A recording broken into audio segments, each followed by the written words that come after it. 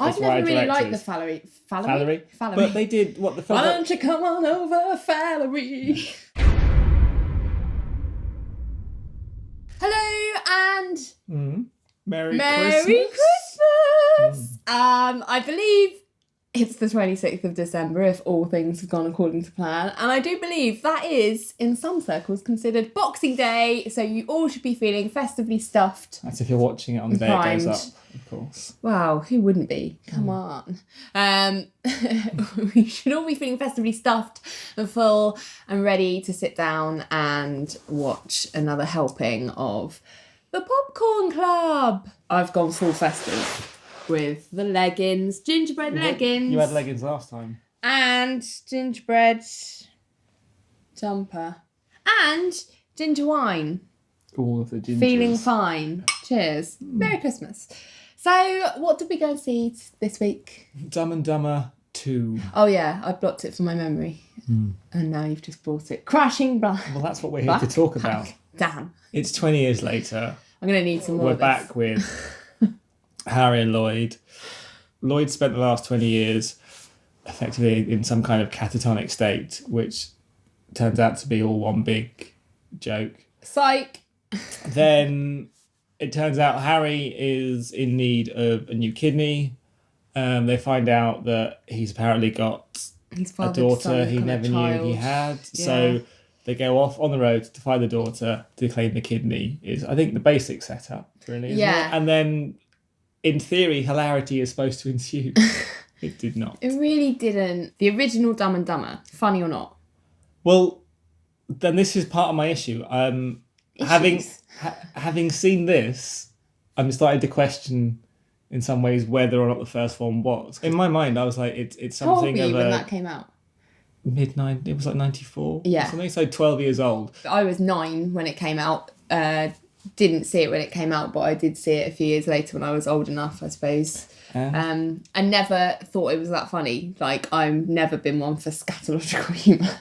There must be something more to the first film than the fart jokes to get them. I don't think there is. Part of the problem is that there's 20 years between these two films. It's less funny seeing men in their 50s doing this than it was seeing sort of overgrown man-childs in their sort of 30s. A sequel, you would expect to do something like do another take on the original, or do a different angle, put them in a slightly different situation, or evolve the story in some way. This basically does exactly the same thing. They just happen to be older. I don't think it was funny the first time, but even if you did, like, who wants to hear the same joke again 20 years later and find it as funny? I still think the first film was funny. The Farrelly brothers have come back again. Films like There's Something About Mary. Again, Kingpin.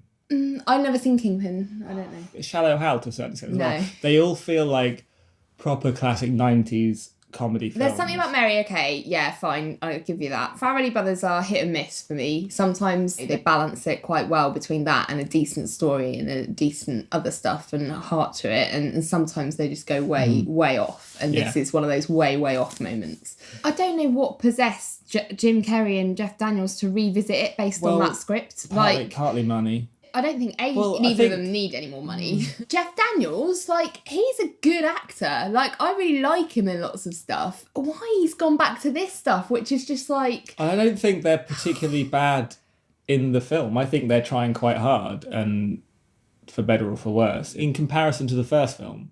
So when it's doing a lot of similar things, but the things it's doing just aren't hitting home. Why isn't it working? They're not just doing similar things, they're almost doing exactly the same things. I don't think they are. I think maybe a lot of what worked about the first film was the kind of goofy stupidness of the pair of them. They're doing a lot of the same things, but the world of the first film in which they were kind of thrown into felt a lot more real. Because all the supporting characters in the first film had the kind of point of view of the audience looking at them with kind of just shock and weirdness and disgust. Whereas in this film, a lot of the people are as stupid and as absurd as they are. Well, and it kind of just all melds into one sort of big mess where you've got nothing to really grab hold of. Again, a lot of the jokes also, they don't work as well. And I think some of them are actually borderline offensive. Like, what's the name of the actor? She plays Chandler's mum. They absolutely rip the shit out of her and her appearance in a way that I actually find was really offensive. Some of the stuff actually veers from goofy into creepy, like when Jim Carrey's like perving over this girl who's like half his age. It went the wrong side of the line. The humour felt a lot more nasty. Yeah. Compared to the first vicious, film. like not with a heart to it. The worst bit, even because it was just so stupid and throwaway offhand and it didn't need to happen, was when they were in a little conference centre and the woman comes on and Jeff Daniels just shouts out, "Show us your tits." It's not something that those characters would have done in that first film. It didn't feel true to what they are, and it just started to feel more uncomfortable and sexist rather than gross out and stupid and goofy. We went to see it at a showing where there was a whole row of 14-year-old boys sat behind us, and they fucking loved it. They couldn't stop laughing, which was just not annoying at all. But then I think maybe that's the target market. I mean, you loved the original when you were 12. Not that I had a sense of the context of Dumb and Dumber when I was 12 years old in the greater scheme of things. But over the last 15, 20 years or so, it definitely appears to have been more well loved and more thought fondly of by people who weren't, and I can appreciate who didn't just see it at 12 years old. And I can appreciate that obviously it was successful and it had a wider following, and actually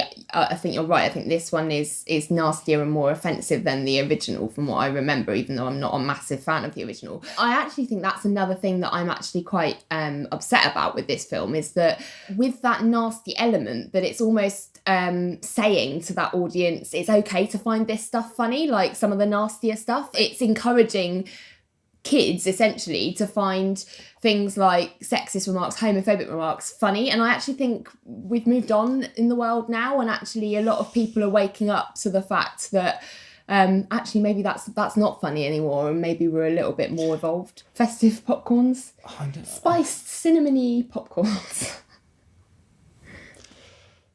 Gingery popcorns. Three or four, somewhere in that realm. I may have cracked a smile or laughed in spite of myself a handful of times, 2 or 3 times, but in a film that's supposed to be laugh out loud all the way through.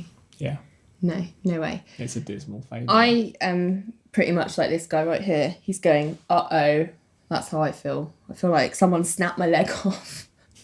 I feel, upset about this film. I'm giving it a 2. Like, I don't think it's in any way worth seeing or adds any value to the world. Boo. Bad.